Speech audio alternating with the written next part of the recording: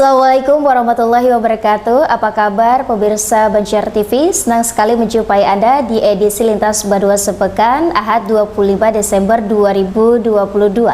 Tentunya bersama saya Amirat Mendahar akan kami hadirkan serangkaian informasi menarik untuk Anda dan inilah selengkapnya.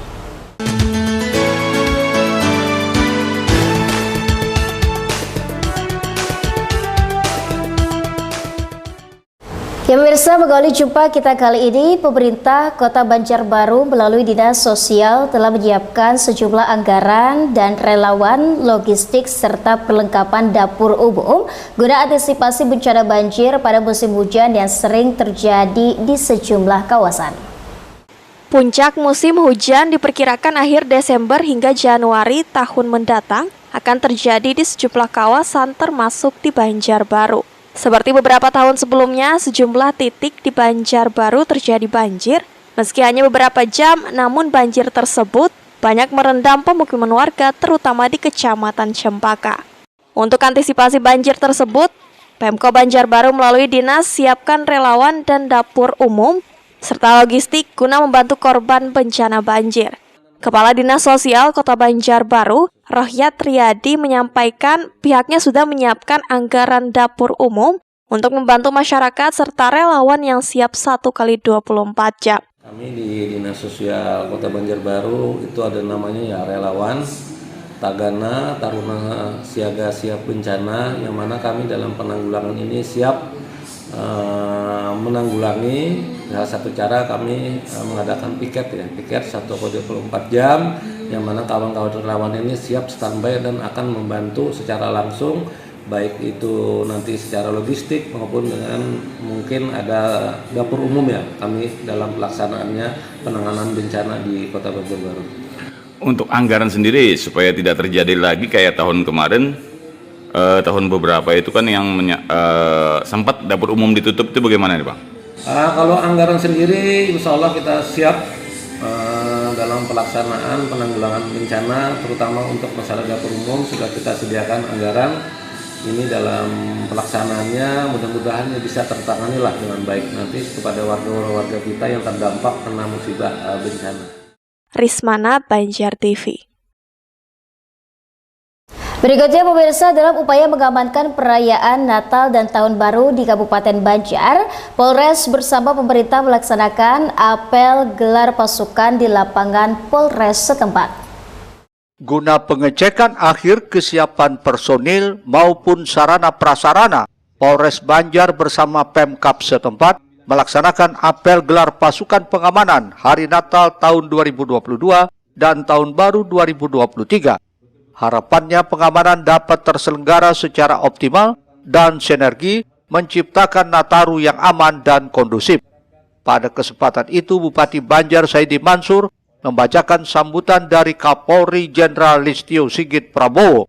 Kapolri berpesan kepada personil yang bertugas agar melaksanakan pengamanan dengan penuh tanggung jawab, profesional, humanis, dan memahami tugas maupun fungsinya masing-masing dengan mengedepankan langkah preventif serta deteksi dini. Pemkab Banjar siap bersinergi dengan TNI Polri mendukung pengamanan Nataru serta penegakan protokol kesehatan COVID-19. Untuk menghadapi tahun baru tentunya tadi sudah disampaikan melalui sambutan Pak Kapolri, kita berkesempatan membacakan pada saat memimpin gelar pasukan untuk menjaga keamanan, ketertiban, juga kesehatan, dan ini menjadi perhatian kita bersama TNI Polri dan semua pihak stakeholder bahkan pemerintah daerah seperti itu. Dan mungkin ini jadi di tahun 2022 juga menjadi acuan saat Idul Fitri kita saat ini. Itulah juga walaupun COVID-19 masih longgar, ini juga menjadi perhatian juga semua elemen pemerintah daerah TNI Polri untuk tetap menjaga di tingkat kerawanan, apalagi di masyarakat pada saat berkerumun. Tapi juga kami pada kesempatan yang baik ini, yang berbahagia ini, selamat mengucapkan Natal dan juga Tahun Baru kepada yang akan melaksanakan. Mudah-mudahan semua diberikan kelancaran, kesehatan, dan juga kami selaku di Banjar dan di Jabodetabek mendoakan seluruh rekan-rekan kami sama-sama bersinergi, bersolidaritas. Sementara itu, Kapolres Banjar AKBP Doni Hadi Santoso menyatakan 90 personil kepolisian akan ditempatkan di 2 pos pengamanan, yakni di Jalan Jenderal Ahmad Yani kilometer 14 Gambut dan Simpang 3 Mandiangin, Kecamatan Karangintan. Pengamanan juga dilakukan di sejumlah objek wisata di Kabupaten Banjar yang acap kali ramai jelang Tahun Baru 2023. Polres Banjar didirikan 2 pos. Satu diantaranya adalah pos Gambut dan pos Mandiangin. Untuk pos Gambut yaitu untuk mengantisipasi selain di daerah Kertakanyar ada tempat ibadah juga merupakan jalur utama. Kemudian di pos yang di Mandiangin kita fokuskan pada saat itu adalah merupakan pos di mana paling dekat dengan tempat-tempat pariwisata. Kita ada 2 kategori, yaitu wisata yang ada di daratan atau di gunung, dan ada wisata yang menggunakan danau Riam kanan. Tentu kami selaku petugas sudah mempersiapkan, kita gabungan dengan BPBD untuk yang di pos di dekat yang mengantisipasi perbukitan atau di gunung, kita siapkan bersama dengan BPBD. Sedangkan untuk di Riam kanan kita sudah siapkan juga BPBD dan Dinas LLAJ terkait dengan pemberitahuan ataupun pengawasan kepada para pemilik angkutan air. Kepada masyarakat dihimbau agar tidak berlebihan dalam menyambut Tahun Baru, tidak melakukan konvoi di jalanan yang dapat merugikan pengguna jalan lainnya, serta memperbanyak doa di tempat-tempat ibadah sebagaimana budaya di Kabupaten Banjar. Apel gelar pasukan ini diikuti ratusan personil dari Polres Banjar, Kodim 1006 Martapura, Dishub Satpol PP, Damkar Kabupaten Banjar, dan relawan kesehatan. Ahmad Ramadhani, Banjar TV.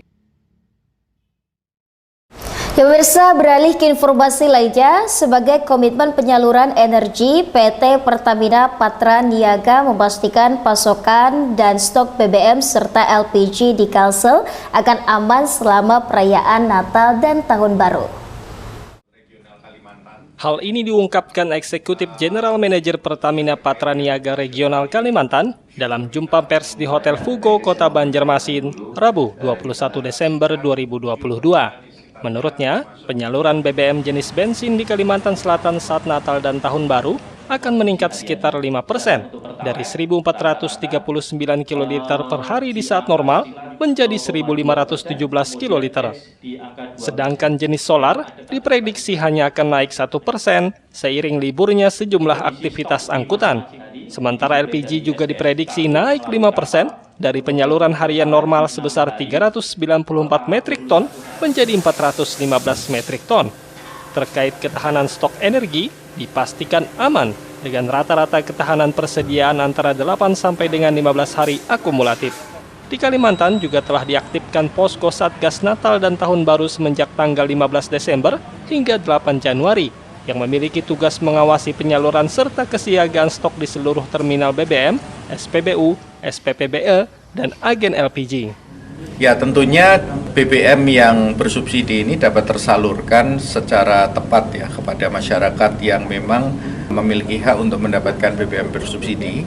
Nah, kalau dalam masa Nataru ini kami juga berharap ini bisa mendukung aktivitas masyarakat. Ini kalau tidak salah kan memang Natal pertama ya setelah pandemi, jadi kami juga bisa memahami aktivitas masyarakat itu akan lebih tinggi dari biasanya gitu ya, dibandingkan dengan Ahmad Mahfur, Banjar TV. Pemirsa, usai jeda akan kami hadirkan menipisnya daya tampung sampah TPA Basire. Informasinya hadir sesaat lagi.